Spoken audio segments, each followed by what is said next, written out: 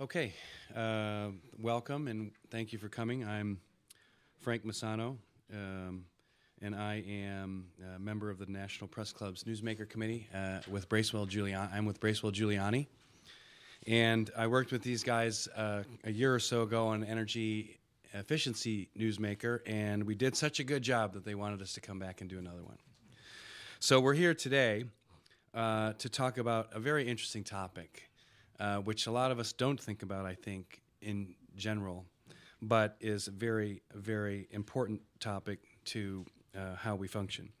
And basically, it's on the growing threat of counterfeit products from pharmaceuticals to electronics. And we have an expert panel with us here today from government, from industry, and I'm going to turn it over to Kevin McLean, the Vice President of Global Marketing for Eaton, who is going to introduce that panel. We'll have some opening presentations, and then we'll come back for Q&A. So, Kevin, welcome. Thank you, Frank. Well, good morning, everyone. As Frank said, my name's Kevin McLean, and I'm Senior Vice President of Global Marketing for Eaton's electrical sector. It's my pleasure to welcome all of you here this morning to join us. June is National Safety Month, and we thought that there would be no better time to heighten the awareness of counterfeiting than this particular month. As most of you know, counterfeiting poses significant threats to businesses and our economy. It costs jobs and results in millions of dollars in lost revenue annually. But the public is less aware that some illegal counterfeit products can actually injure and kill people. This is particularly true with counterfeit electrical products, and as you will learn today, also pharmaceuticals.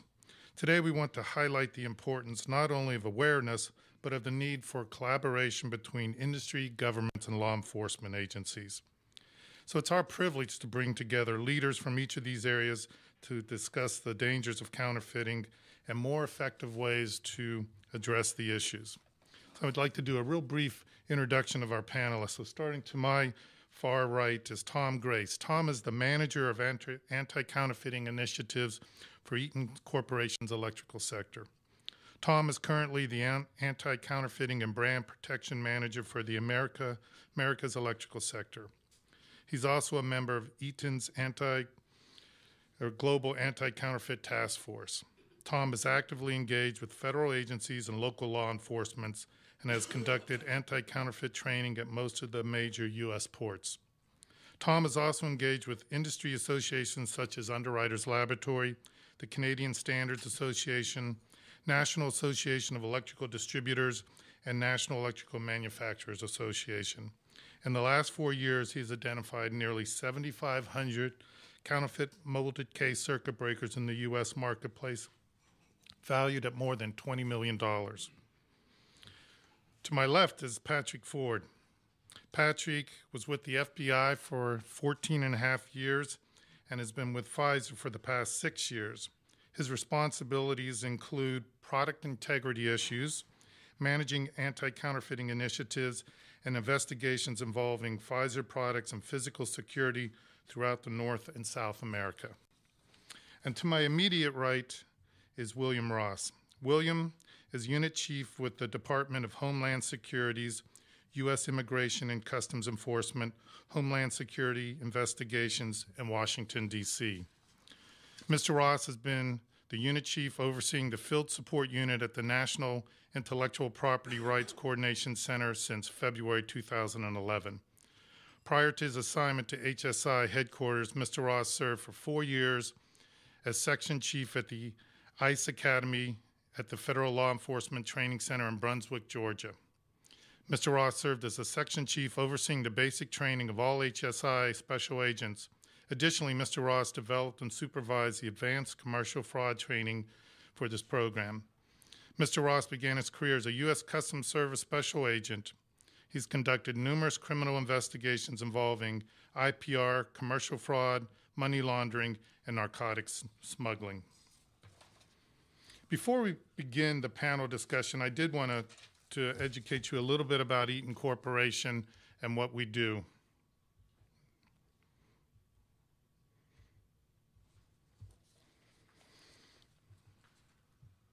Eaton is a leading diversified power management company. We help the world use electrical, fluid, and mechanical power in a more reliable, efficient, and safe way.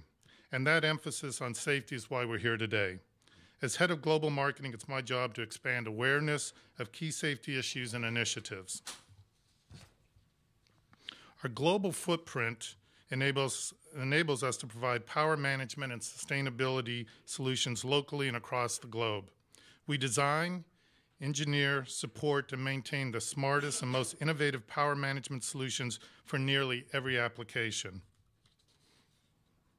At Eaton, we design our products to be compliant with and many times vastly exceed the respected standards and certifications, ensuring our global technologies are effective and safe. Our engineers are recognized as leaders and innovators, and as such, they regularly work closely with standards organizations and share their expertise in standards development. With innovation centers around the world, we are continually researching the latest advancements to make power systems reliable, cost, and energy efficient. Eaton's committed to being a leader in the fight against counterfeit products. We have global anti-counterfeit task forces. We are heavily engaged in industry-focused outreach and media awareness. We conduct regular customer training. We partner with and educate law enforcement on the detection and danger of counterfeit electrical products. We work diligently with Customs and Border Patrol on training and identification initiatives. And our platforms and complete descriptions can always be found on our website, www.eaton.com/counterfeit. And with that, I'd like to now turn it over to our panelists, and we'll start with Bill Ross.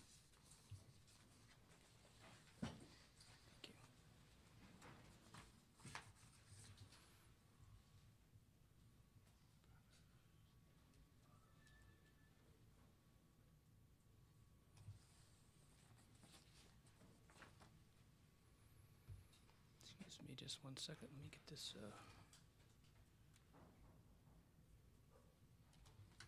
Okay. Good morning. I want to say thanks to Eaton and to the National Press Club for inviting me to participate this morning in this event. As Mr. McLean said, my name is William Ross. I currently serve as the Unit Chief for U.S. Immigration and Customs Enforcement at the National Intellectual Property Rights Coordination Center. That's a mouthful, so I'm just going to call it the IPR Center for the rest of my time up here. I began my career in 1987 as an agent with U.S. Customs Service, and over the years, from very early on, I worked many IPR cases. 20 years ago, IPR, we were looking at local and low-tech. What that means is what you would find is stuff made in somebody's garage, or perhaps they had a small warehouse that they would print T-shirts or make the counterfeit bags that people see so much about.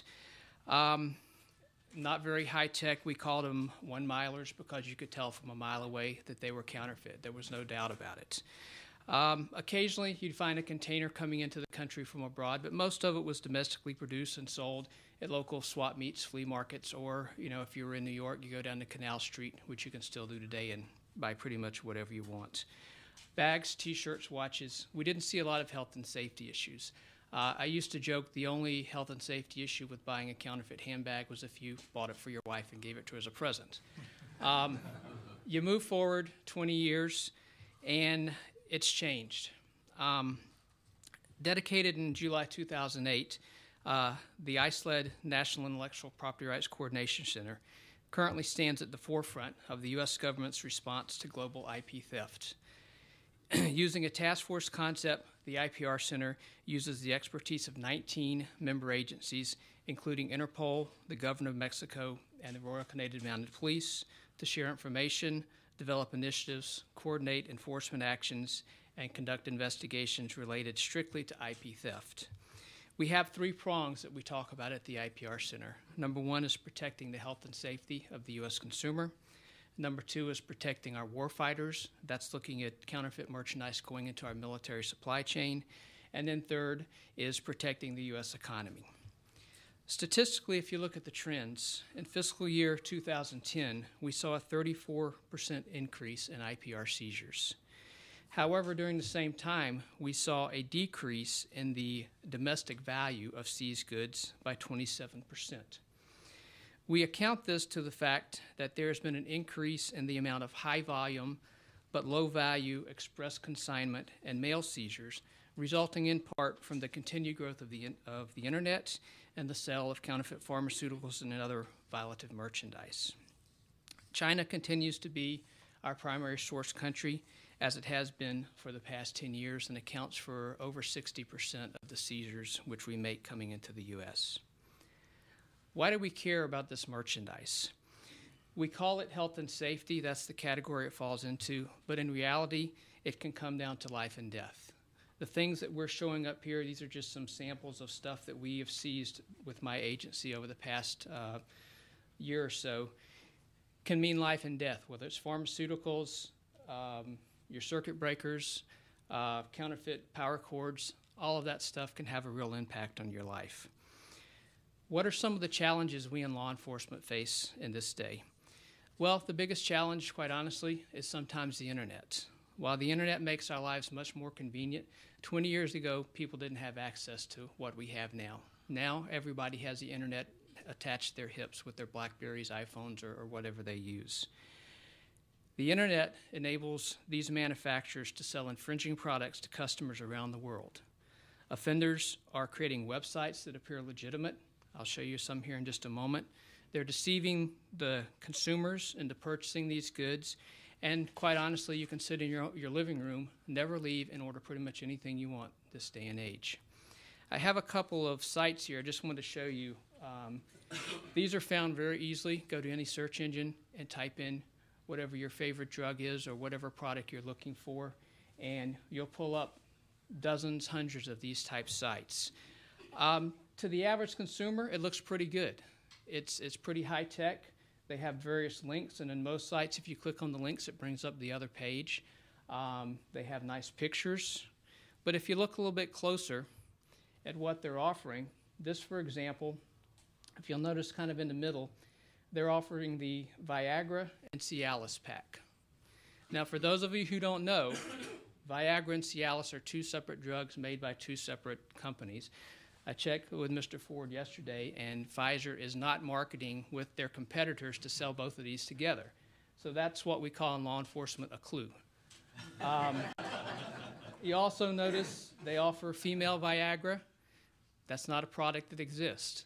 Now, we laugh about what they call the, these drugs, the lifestyle drugs. But if you look down the side, they sell everything. They sell cancer medications, heart medications, blood pressure. If you need it, you can find it on these sites.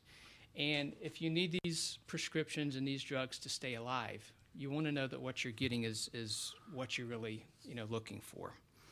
So the internet is really a challenge because it has made working these cases kind of the Wild West.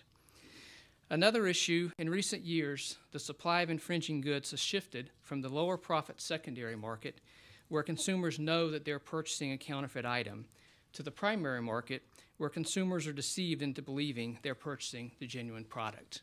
Again, if you go to these websites, if you don't really do your homework, it's believable that you're getting the real thing here. The same thing with circuit breakers, with power cords. You don't think about that. You don't know what to check for.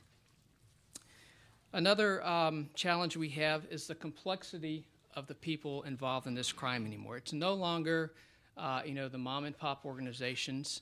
If you look at the definition, the Department of Justice definition of organized crime, technically these groups may not meet that definition. But my thought is if I can sit in my living room, go to a website that may be hosted in the Netherlands, order pharmaceuticals that are made in India, shipped through Israel, and then my money's going back to Russia, that's pretty organized. You just don't wake up one morning and set that up. So these are the type groups we're dealing with. We deal with targets that are extraterritorial. That means they're not here in the United States. As an agent, I like to put people in jail. That's the best discouragement from doing something illegal. But if they're in a foreign country, we may or may not be able to do that. So how do we succeed with the challenges that we have? The model at the IPR Center, and what we've been very successful with, is cooperation. Cooperation between the public, government sectors, and cooperation between the private sectors, the gentleman sitting right up here. Some of the things that we have working right now, We have the National Cyber Forensics and Training Alliance, which is in Pittsburgh, Pennsylvania. The NCFTA, its function is to be a conduit between private industry and law enforcement, and their mission is to identify and try to neutralize, cybercrime. Just this fiscal year, my agency, ICE, has received funding to put 2 agents out there full-time to act as liaisons to work specifically with those 2 with the Counterfeit Pharmaceutical Fraud Initiative. We work with groups like ASOP, the Alliance for Safe Online Pharmacies. These are private sector groups that come to us. They provide us, they educate us with what's the new trends. They share information with us. They provide us with leads, and they work very closely with us. We also work very closely on the government side with the White House Intellectual Property Enforcement Coordinator, the IPEC. This office sits underneath the Office of the Vice President, and the job of the IPEC is to identify and remedy policy and legislative issues dealing with counterfeit issues. Last but definitely not least, we partner with the pharmaceutical industries. We partner with the Eatons. Any industry that has a stake in this fight, we invite them, and most of them do come to the IPR Center. We share information back and forth. They provide us with expertise if we need it. They provide us with leads, and they assist us with both our criminal investigations and our national initiatives. We could not be successful without this partnership. We hope through the continued efforts and partnerships that we have established and will continue to establish that we can continue to move forward in the fight against the sale of counterfeit and substandard products. Thank you for your time.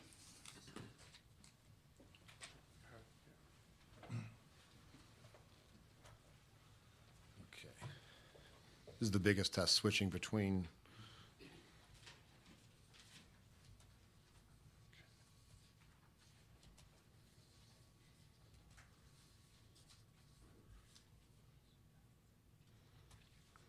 Good morning. I'd also like to thank the National Press Club at Eaton for this opportunity to talk about counterfeit pharmaceuticals. My name is Pat Ford. I'm the Senior Director for Pfizer for North and South America, and my job is to catch criminals counterfeiting Pfizer's products and refer them to law enforcement, people like Agent Ross from the IPR Center. What is it that really is counterfeit pharmaceuticals? A counterfeiter really just tries to make it look just like a handbag. You know, it can look like a Gucci handbag. They try to make it look like a Lipitor. When you put these side by side, the patients don't really know, and it takes, quite frankly, often our labs to figure out what's in these products. When you're walking down the streets in New York and you see a Gucci bag that only sells for $2,000, and you buy it for $20, the consumer and the seller, there's a meeting of the minds that isn't a real product. Everybody knows that that's not a real product. It doesn't happen like that in the electrical field. It doesn't happen like that in pharmaceuticals. Patients actually think they're buying authentic product, but at a reduced price. If they knew that Lipitor, counterfeit Lipitor, wasn't going to help them, they wouldn't buy it. So there's a meeting of the minds. It's a real fraud. Again, patients are harmed by these products. What have we found to date?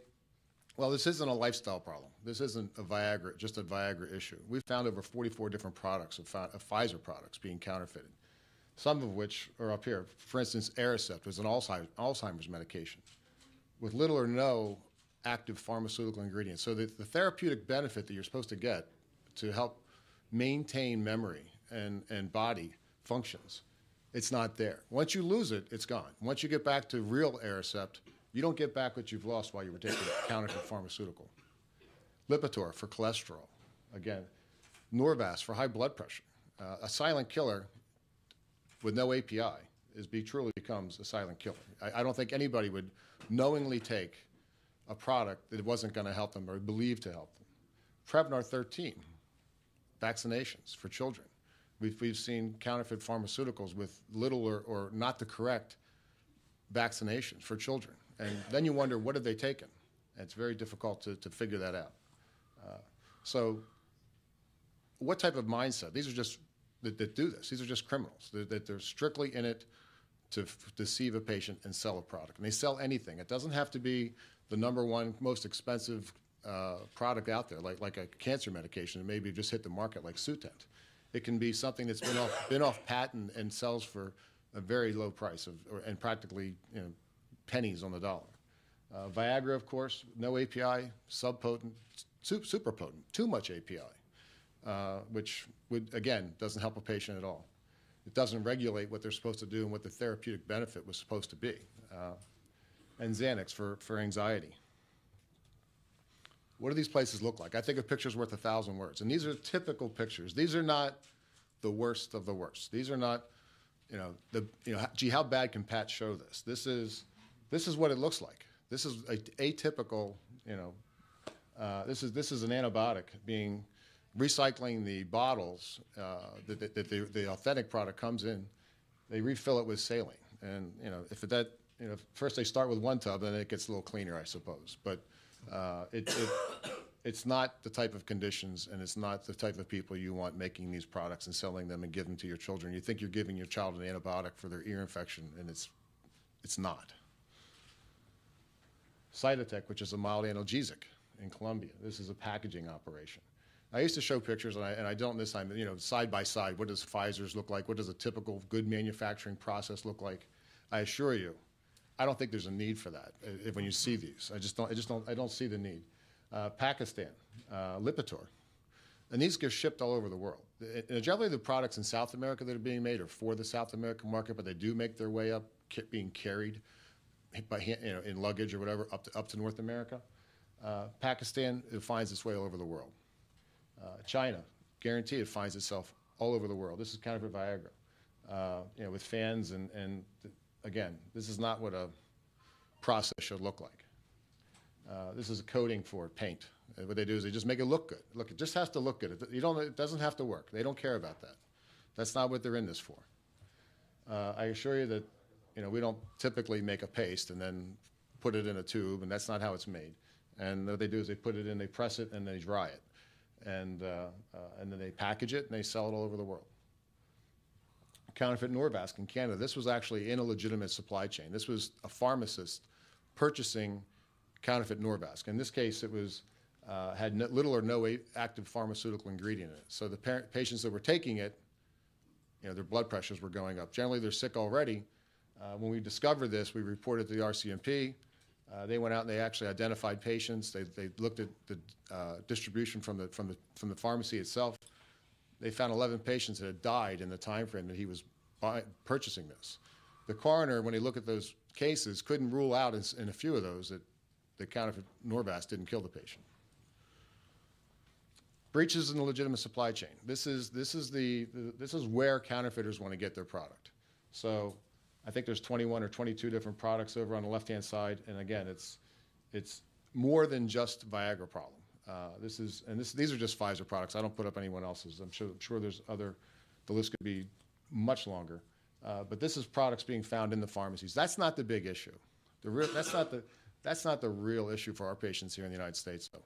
It's the online pharmacy sales. It's the online pharmacy sales that consumers and patients go online, and they look at a site like this. This is an actual site. This is from this was Mr. Stempler. He still hasn't been convicted that I'm aware of. And this is the quintessential case that anyone will ask you. We want to find the body. Here's the body. Tons and tons. No, I wouldn't say tons. Kilos, because it was the products were found outside the United States, but hundreds of kilos of counterfeit product, pallet loads of many different manufacturers being shipped all over the United States. He was telling his patients or they patients that we source our product from from Canada, Australia, the United Kingdom, and then he was just quite frankly sourcing from China and packaging them up and sending them in the mail from the UK. Patients, no idea. Who are they?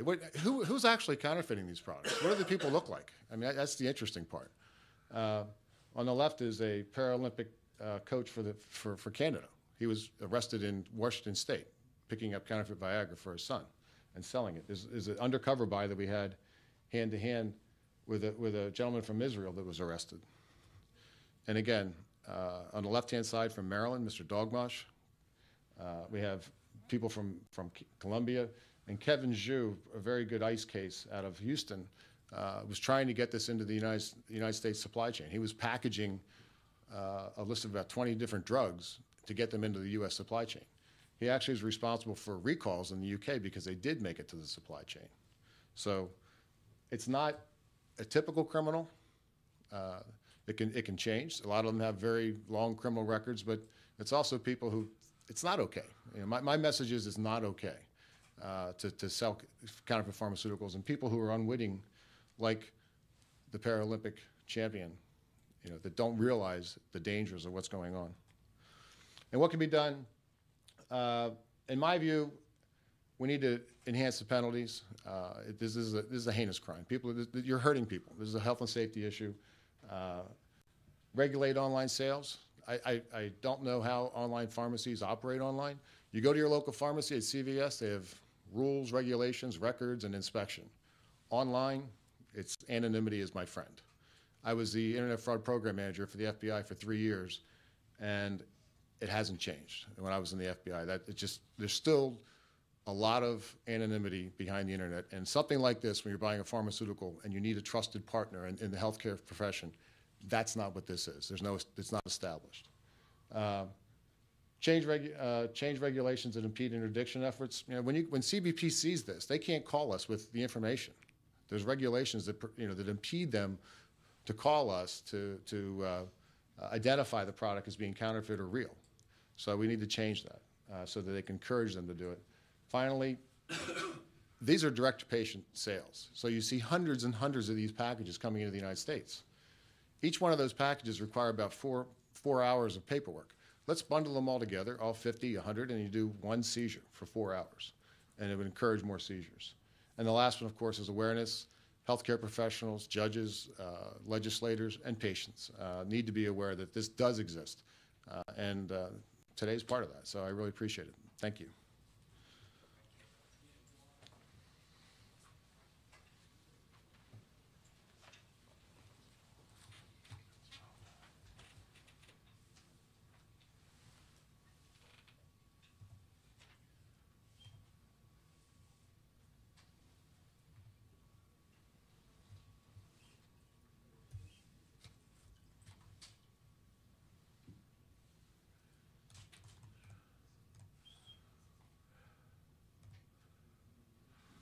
That's better. Hi, my name's Tom Grace. I'm with Eaton Corporation. I'm in charge of anti-counterfeiting and brand protection. Again, I'll also like to thank the press club here for hosting this event, and thank you for joining us today as we try to create a dialogue to consumers to warn them of the dangers of electrical safety products such as Eaton manufactures. Many of the products that Eaton manufactures are intended to safely and efficiently manage electrical power. Things we rely on every day, like the light switch when the lights come on, the technology is behind that is protecting our homes and our safety. Additionally, these circuit breakers might also provide additional levels of safety, such as ground fault circuit breakers that are used in wet applications, or arc fault circuit breakers that are used in applications where damaged wiring, frayed wiring could also be the cause of electrical fires. It's these products that we're concerned about the safety of our customers, and their reliability is paramount. Counterfeit consumer safety products and critical technologies are a threat to our personal safety and could have catastrophic effects should they fail. Counterfeit products also have a financial impact on the economy, affecting jobs, revenue, and brand identity. Photo shown here in the photo is actually a test of a residential circuit breaker, much like Bill Ross has here shown here, being tested and its potential failure, which in this case would clearly cause a fire in your home.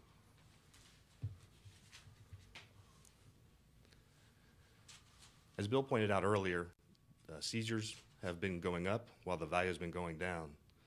In the case of electrical safety products, the value has actually been going up, with more than 19% of those seized being electrical products of the safety and security counterfeit seized. In the U.S., the sale of these counterfeit products is estimated to be $200 to $250 billion annually, with the MSRP value seized by customs at $1.4 billion. These losses are also attributed to an estimated 750,000 jobs annually from companies who lose revenues that would normally be provided by these counterfeit products. So why is Eaton the target of counterfeit products?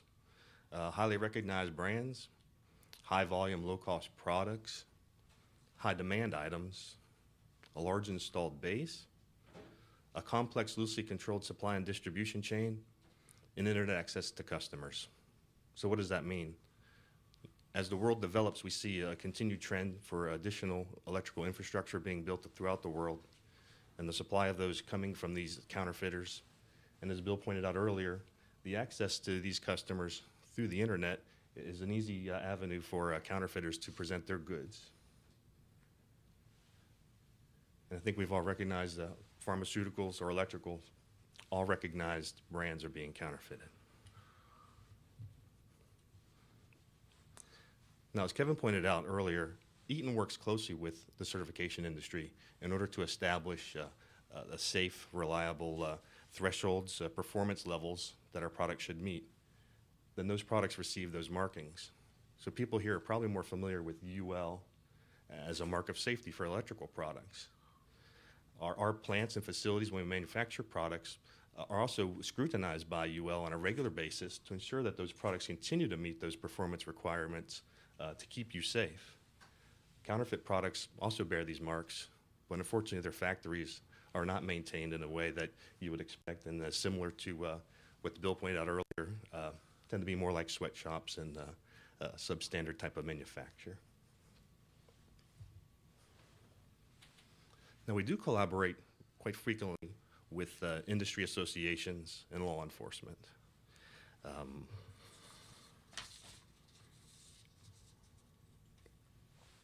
We only find success in stopping counterfeiting through the collaboration with these companies. Pfizer, a pharmaceutical company, and Eaton Electrical Company would seem unlikely partners in such a crime or an activity. But it's really required to share this knowledge of successes and techniques that we can use to communicate to customs so they can better detect products, but also to our own investigators so we can better find and stop products at their sources.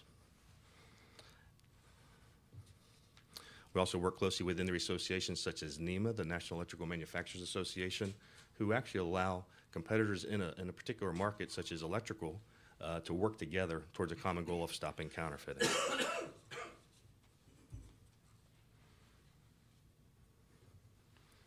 Pictured here is, again, a typical facility where the counterfeit products are being assembled. It is not the factory that you would expect to find, nor the test equipment that you would expect to have verifying the performance of those products.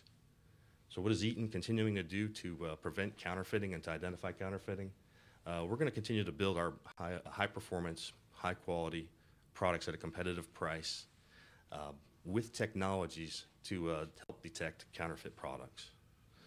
We're going to assure our customers that if they go through their authorized reselling channels using licensed contractors, that they're going to end up with a genuine product.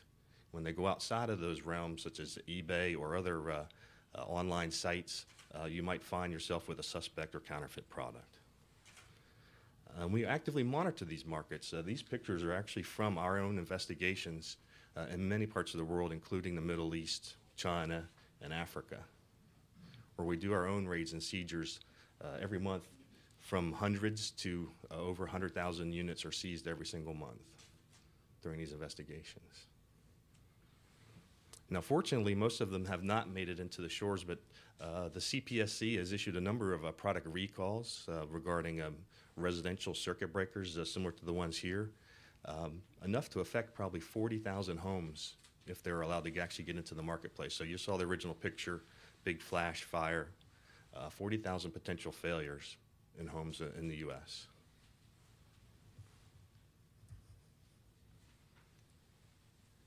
And finally, what we'd like to see with government, now while we work closely with government, we have done a number of trainings at the ports. Last week we spent a number of time with a UL-sponsored conference with Homeland Security, with Customs and Border Protection, with Immigrations and Customs Enforcement, and Eaton is actually working a case right now with the FBI with a domestic counterfeiting case. We'd still like to see policies that better protect intellectual property rights holders. We'd like to have a more engagement. We'd like to have a better dialogue with law enforcement when it comes to identifying counterfeit products as they come into our shores. I've actually found a number of cases where large shipments, 8 pallets, 3,500 pieces, come in from ports that we have not identified as our own import ports that have counterfeit marks that are being sold into the U.S. marketplace. So better help customs detect these products at the ports. I would like to see stronger deterrent penalties for those found trading in counterfeits. Today, counterfeits are used instead of drugs. They don't carry the same penalties. A container or a pallet of marijuana or a kilo of cocaine has prison time, large fines. Counterfeit products, they seize the products. It could be maybe a light sentence, if any, small fines. It's a common practice for gangs and other local crime to use counterfeit products in order to raise revenues.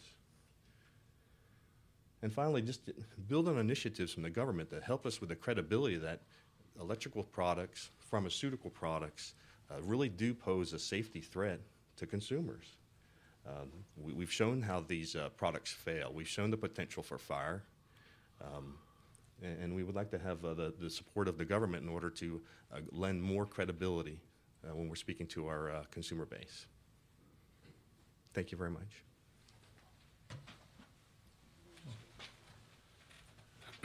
Okay, so we're going to take a few questions here now for the remaining time. And remember, please identify yourself before so the panelists know who's asking the question. One note, we do, this is the National Press Club, so we do prefer and give priority to members of the press and members of the press club. So if feel free to raise your hand and ask your question to whoever, and they're just going to answer from the tables. So I will start with the question first as the moderator's prerogative, and then we'll move on. Yesterday there was a congressional hearing, and Congress is getting more and more interested in this. And perhaps, Bill, you'll want to start with this. What can Congress do? How much more aggressive can they get? And would you welcome their interest? Is there funding for it, or are they? Do they need to get more funding for it? Well, of course, we always welcome congressional interest. From the funding perspective, if they're interested, it usually means more money for us, which helps us do our job better. From a legislative perspective, we at the IPR Center don't really get into legislation and policy. We defer that to the IPEC and other entities within the government. Our job is to enforce the laws. So we enforce what we have now. If new laws come into being, we'll enforce those. If not, we'll continue to move forward with what we have now. But yes, it's always good, or I won't say always, but most of the time it's good to have congressional scrutiny because that brings us more resources and a better ability to do our job. I was fortunate enough to see most of that yesterday, but I think any legislation that improves the rights to the IP holder, that increases penalties to those that violate IP rights, and is particularly for health and safety in the pharmaceutical field, as well as perhaps a legislative fix for, and I've been told, and I'm a CPA, I'm not an attorney. I've been told that a legislative fix for the seizure to make it simpler to pass information to the rights holders pre-seizure would be the quickest fix. And I've heard that from the government, and I've heard that from other private industry. So those areas would be great. And finally, to something to regulate online pharmacies so that patients are receiving authentic product. And I do want to say there are verified internet pharmacy practice sites, VIP sites, and they're about 15 or 16, and it fluctuates. Though there is a safe place to buy your pharmaceuticals online, and from a VIPS regulated site, and you can find them through the National Association Board of Pharmacy. those are safe. That is a safe place, and that's where I would encourage patients to buy their pharmaceuticals. Go ahead, Tom. Yeah, I would say we encourage the changes in the legislation. Currently, brand holders are not really engaged. Can't develop the dialogue with customs agents because of the laws that take place for trade secrets. So we aren't necessarily engaged with the customs and law enforcement in the detection and seizure of these products. So any changes in those policies that we can be engaged and let the private sector again help police our own products be beneficial. Good. Go ahead. Eugene Bradman, I'm a member of the National. Oh yeah, I forgot to mention that. Hold on. We do have a microphone because this is being recorded, so go ahead. Eugene Bradman, I'm a member of the National Press Club. What role, if any, I ask this of any or all of you, what role, if any, does the World Intellectual Property Organization play in your efforts? They provide a key role, and we actually look for them to provide political pressure, especially in China and other places where we're seeing the intellectual property rights not enforced as they could be. But we rely on the WIPO to move policy forward in protecting intellectual property rights. I would agree with I mean, I think it is to raise the awareness, to have a fair playing field globally for intellectual property. Intellectual property is just not created in the United States. It's created globally. So to have it treated similarly and protected on a global basis and respected is a good thing. And I think that's one of the bases behind WIPO. So. Is that something you guys Yeah, focus I would on? just say we fully support. We've found with some of our initiatives that if we can get more than just the United States involved, we use organizations like that in the World Customs Organization to get multiple countries involved with these initiatives and blitzes and things of that nature. And some of ours have had up to 40 countries participating. So anytime we can make the problem bigger and global, it's beneficial for us. More questions? Go ahead. I'm Gene Eckhart with NEMA, National Electrical Manufacturers Association, and we have worked with Tom and many NEMA members. And this question is actually directed to Mr. Ross. And when you look at the number of cases that are being engaged, how many actually wind up in the courts? Is there a percentage that actually get to the courts? That would vary. By our offices, at the IPR Center, we're more of a coordination. We don't work a lot of cases out of here, but we have 26 what we call SAC office, Special Agent in Charge offices. And what you can get prosecuted a lot of time comes down to where you're at. If you're in a smaller office, your chances of getting less significant cases prosecuted are better than if you're in a New York City or in LA. I don't have an actual percentage, but I would say it varies by where you're at. We have to work with the U.S. Attorney's Office, so how aggressive are they and how supportive are they? We push everything we can, and we're being very successful. The hardest case to get prosecuted is always the first one. So once you have a good track record, of course, they're willing to work with you on more cases. Go ahead. Hi, yes. Hold on Miles one Moore. second. Sorry. Miles Moore, Rubber and Plastics News. This is for Mr. McLean and Mr. Grace, and it has to do with Eaton Corporation, which is a very large, obviously a very large corporation. You supply many industries.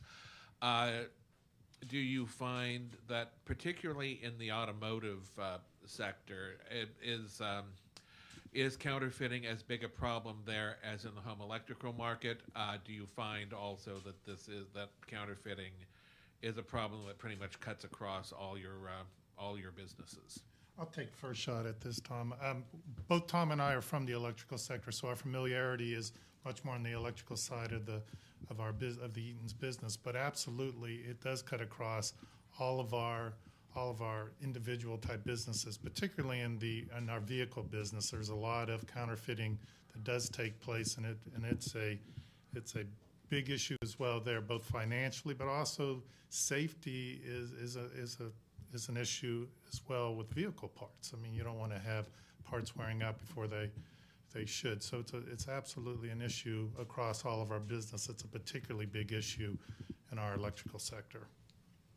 Tom, Again, there's evidence in the automotive industry of counterfeit brake pads. Brake pads made of compressed wood and not the proper friction materials that are used in brake pads. So you can imagine going down the road with your new brake pads and having them fail in a short period of time, as opposed to when you last replace them. Again, safety products, but they'll counterfeit virtually anything. It's a look-alike product, and that's the important part here. That these circuit breakers look like circuit breakers. On the outside, the plastic is molded very well. The marks are copied very well, but inside the product is not the same.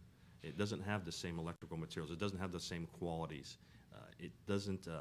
In the case of a circuit breaker, it doesn't open when it sees those currents that it should interrupt. In the case of a ground fault breaker, those electronics have been copied with who knows what components, so they're not going to trip if your child drops the hair dryer into the bathtub, or you get into your hot tub and you turn on the lights. You never think about that at night when you're just going to take a dip in the pool. Is that light fixture in there? Is that a counterfeit light fixture? Is it designed and made to the proper specifications to protect you in case there's a fault of some type? And that kind of leads me to another question that I had, which maybe all of you can address, and that is, what other SIC codes, what other industries really are impacted by this problem, and does the broader swath of industries that are impacted by it really make it easier for you to go to Congress and say, hey, this is a big problem, or raise awareness like you're trying to do? So I would say any industry that sells an item is a target. If it's popular, if people want to buy it, counterfeiters are going to counterfeit it and try to sell it for cheaper. So it's across the board. It's not just these two industries, it's everything. I would agree with Bill with what he said. It's probably easier to think of industries that it doesn't affect. I mean, it affects all industries, as Tom said before. It's look-alike. I mean, they're counterfeiters. They work on making products look on the outside, so it's going to affect every industry, and again, potentially just very, very serious safety concerns. I've been to many conferences, and I've seen speeches from law enforcement. Whether it's shampoo that has bacteria growing in it, or razors that are disposable razors that are manufactured and don't work properly and harm patients. So it affects the product. Even in Pfizer's product that's over the counter is chapstick.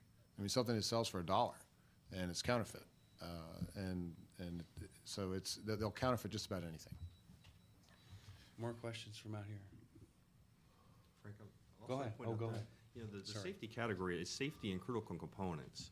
And critical components could be electronics, transistors, parts and pieces that might be in aircraft avionics, the military, communications devices, the routers that are in your home that manage the data that you trust that's going across the internet.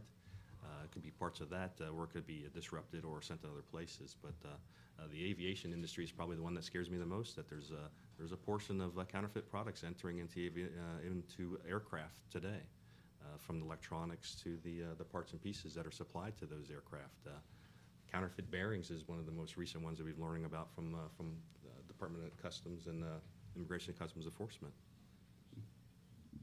Let me ask one last tough question for you guys to address. Okay, and that is, there is always a distinction between patents and generics, and when generics come in and bring prices down and things like that.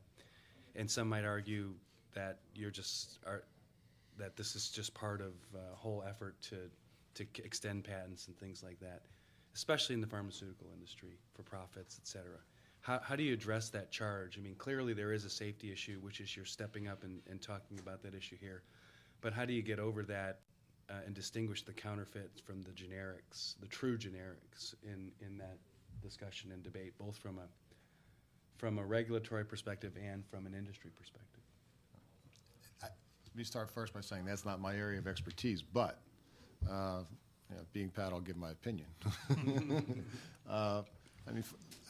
There's a lot of good work that goes into making a pharmaceutical product, a lot of research that goes into bringing a product.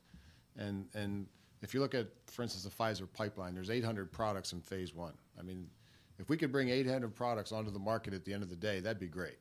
But there's a lot of time, effort, money, and research that goes into, I think our expenditure is about $8 billion a year in research.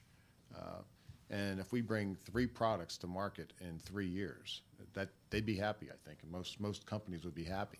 So you've spent $24 billion just to get 3 products to market.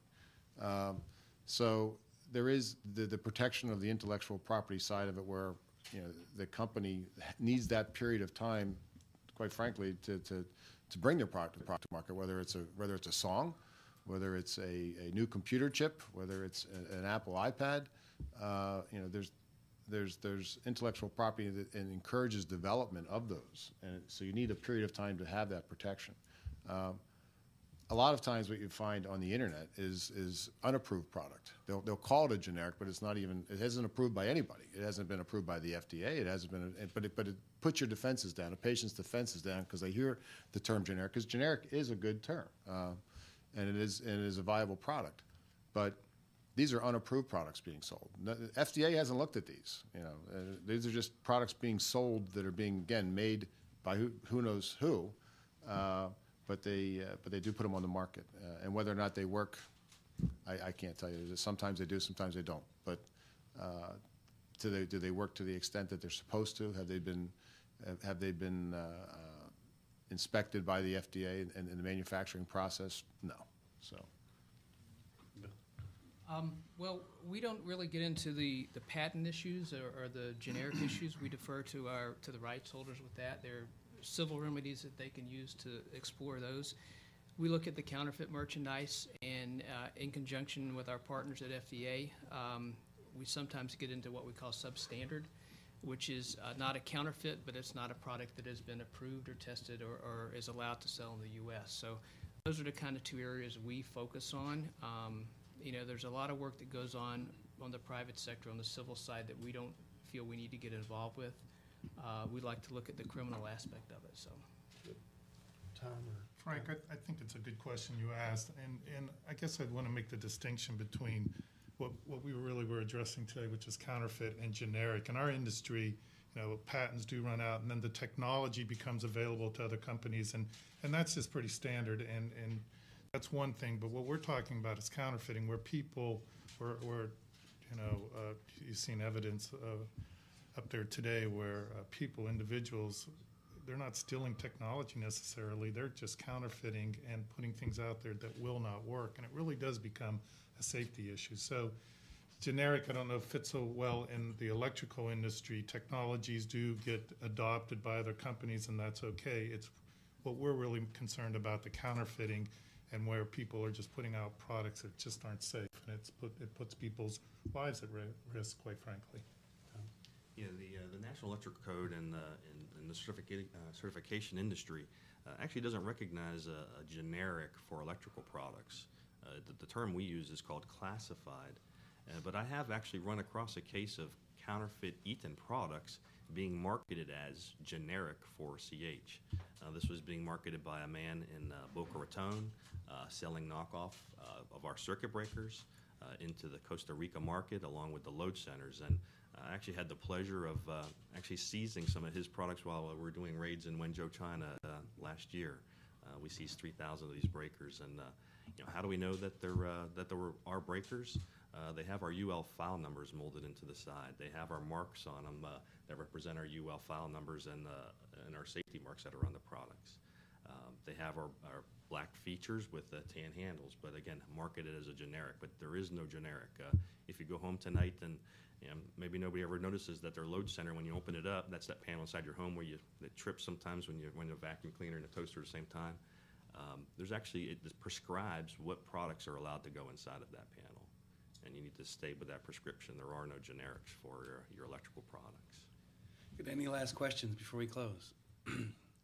Okay, well, I want to thank everybody for coming today. I want to thank our expert panel for the fine job and the fine discussion that we had on an important topic. And they will be available up here for questions after if you have individual questions that you want to ask. And thanks again for coming.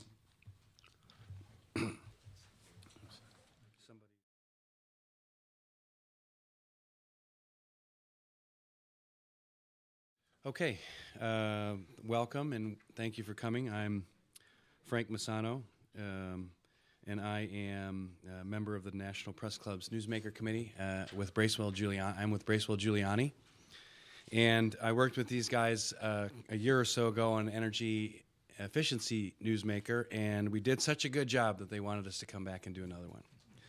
So we're here today to talk about a very interesting topic, which a lot of us don't think about, I think, in general, but is a very, very important topic to how we function.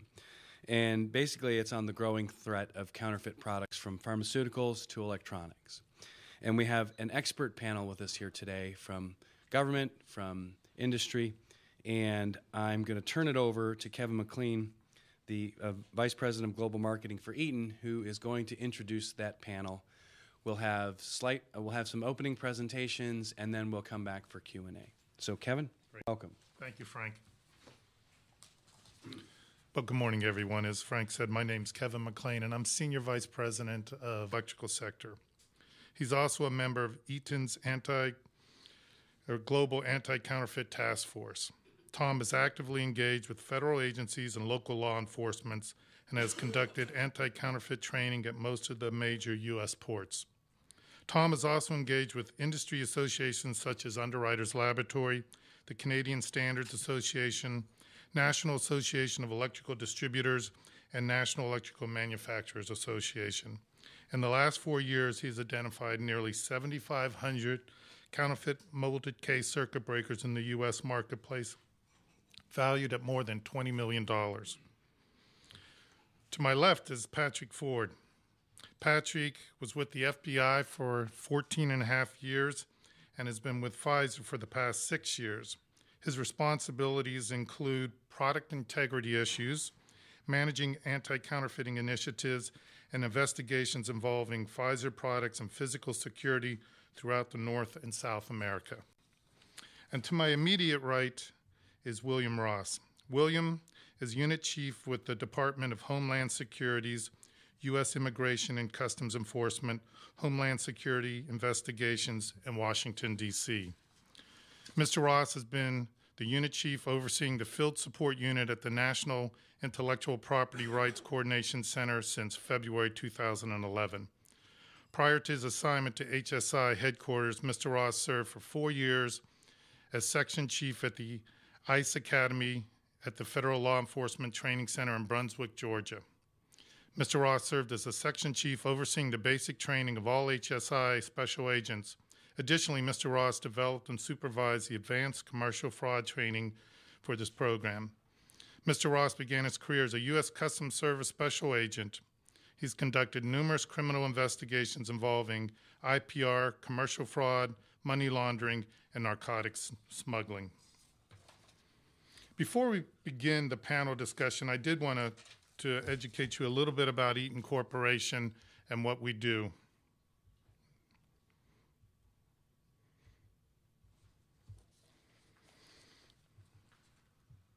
Eaton is a leading diversified power management company. We help the world use electrical, fluid, and mechanical power in a more reliable, efficient, and safe way. And that emphasis on safety is why global marketing for Eaton's electrical sector. It's my pleasure to welcome all of you here this morning to join us. June is National Safety Month, and we thought that there would be no better time to heighten the awareness of counterfeiting than this particular month. As most of you know, counterfeiting poses significant threats to businesses and our economy. It costs jobs and results in millions of dollars in lost revenue annually. But the public is less aware that some illegal counterfeit products can actually injure and kill people. This is particularly true with counterfeit electrical products, and as you will learn today, also pharmaceuticals. Today we want to highlight the importance not only of awareness, but of the need for collaboration between industry, governments, and law enforcement agencies. So it's our privilege to bring together leaders from each of these areas to discuss the dangers of counterfeiting and more effective ways to address the issues. So I would like to do a real brief introduction of our panelists. So starting to my far right is Tom Grace. Tom is the manager of anti-counterfeiting initiatives for Eaton Corporation's electrical sector. Tom is currently the Anti-Counterfeiting and Brand Protection Manager for the Americas. We're here today. As head of global marketing, it's my job to expand awareness of key safety issues and initiatives. Our global footprint enables us to provide power management and sustainability solutions locally and across the globe. We design, engineer, support, and maintain the smartest and most innovative power management solutions for nearly every application. At Eaton, we design our products to be compliant with and many times vastly exceed the respected standards and certifications, ensuring our global technologies are effective and safe. Our engineers are recognized as leaders and innovators, and as such, they regularly work closely with standards organizations and share their expertise in standards development. With innovation centers around the world, we are continually researching the latest advancements to make power systems reliable, cost, and energy efficient. Eaton's committed to being a leader in the fight against counterfeit products. We have global anti-counterfeit task forces. We are heavily engaged in industry-focused outreach and media awareness. We conduct regular customer training. We partner